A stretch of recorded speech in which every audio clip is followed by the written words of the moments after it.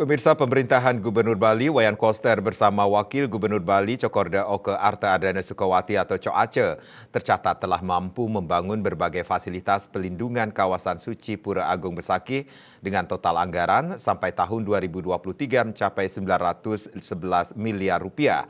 Anggaran itu bersumber dari APBN Kementerian PUPR sebanyak 428 miliar rupiah dan dari APBD Semesta Berencana Provinsi Bali sebesar 483 miliar rupiah. Salah satu fasilitas pelindungan kawasan suci Pura Agung Besakih yang diwujudkan Gubernur Koster yakni melakukan restorasi dan pengembangan tempat suci.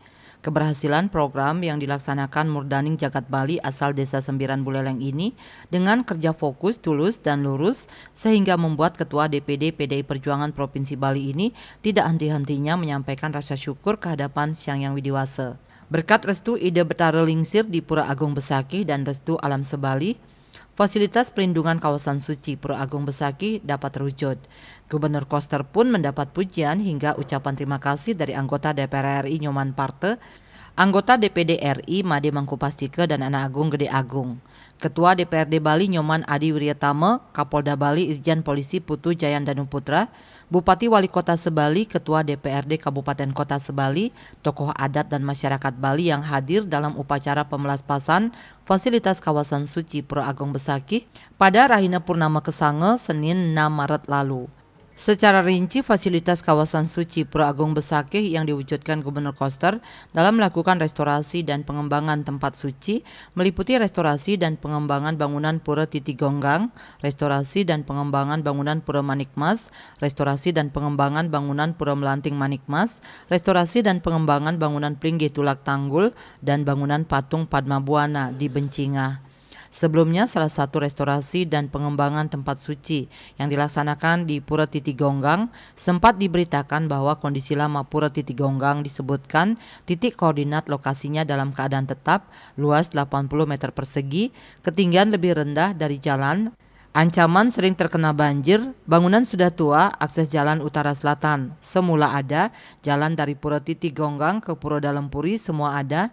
Di atas Pura Titigonggang terdapat tempat parkir, ada bangunan rumah yang posisinya tinggi, kemudian diisukan menutup akses jalan pintu masuk surga.